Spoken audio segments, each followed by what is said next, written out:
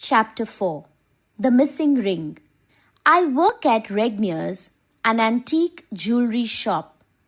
It has a long counter where I show and sell things. Mr. Regnier sits in a room behind the shop. There are only two assistants, Miss Susskind and myself. In the morning, I put some pieces of jewelry in the window and I take them out at night. One morning, I noticed a girl looking into the window of the undertaker's shop opposite Regnier's. There was nothing in the window except two urns. She had a long pink coat with green under it. She had long black hair and no hat and shoes with low heels. I watched her for some time. Then a man came into Regnier's. His clothes were quiet except for a very bright necktie. He was about 35. He was chewing gum. He asked to see some rings. I brought out 3 trays of rings. He picked up 2 or 3 and asked the price. I noticed he was left-handed. There was one very beautiful ring with diamonds and rubies set in the shape of a flower. The man seemed to think the price was too high. Then he saw a 4th tray. It was in the safe in which all the jewelry is locked up at night. I turned to get it out, but before I put it on the counter, I noticed that the diamond and ruby flower ring had gone. I said, "So have you decided on the flower ring, sir? If you'll give it to me, I'll find a box for it." The man said, "I haven't decided on anything." I asked Miss Susskind to fetch Mr. Regnier. I came out from behind the counter and started to look for the ring. So did the man.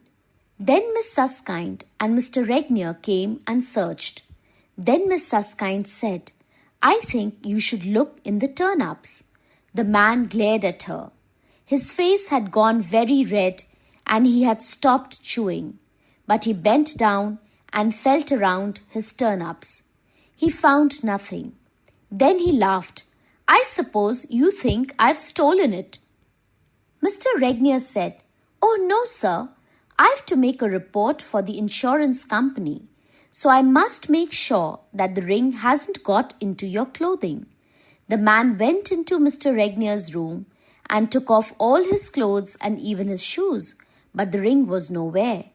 While this was going on, Miss Susskind and I went on looking for the ring.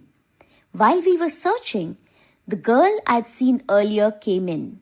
I noticed that she was a gentlewoman but poor. I thought, she hasn't come to buy anything, but perhaps to sell. With her left hand, she took out a little paper packet from her bag and put it on the counter. It contained a brooch of very little value. "Would you please mend this for me?" I said, "I'm sorry, we don't do repairs." She said, "Thank you." She waited a moment and her bag touched the paper so that it fell off on my side of the counter. It seemed like an accident. I bent down to pick it up. Suddenly, I solved the mystery of the ring. I handed the brooch back to her. She put in her bag and turned to go. I said, "One moment, please." She acted as if she hadn't heard. So I said, "Madam, if you don't stop, I'll press the alarm." She stopped. I said, "We don't want any unpleasantness, so please hand over the ring that you have in the left pocket of your coat." The girl turned pale. She gave me the ring and ran out of the shop. Just then, Mr. Regnier came out of his office with the man. I opened my hand and showed them the ring. The man went out of the shop like a shot from a gun. "But how did you do it?" Mr. Regnier exclaimed. "People like this man prefer something more modern than what we sell, so I wondered why he had come to Regnier's. Then there was this girl who was looking into the undertaker's window." "Oh," said Mr. Regnier, "that's weird. She was waiting." I said, "She brought in a cheap thing for repair. She must have known that Regnier's doesn't do cheap repairs." "Of course not.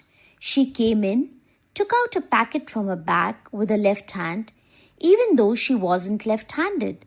She put her left hand just where the man who was left-handed put his hand, after I'd taken the tray of rings out of the safe, just before I noticed that the flower ring was missing. "But what had he done with it?" asked Mr. Regnier. As I was picking up the girl's paper, I remembered that the man had stopped chewing gum when we were all searching for the ring. You can't swallow chewing gum. You can't drop it on the floor.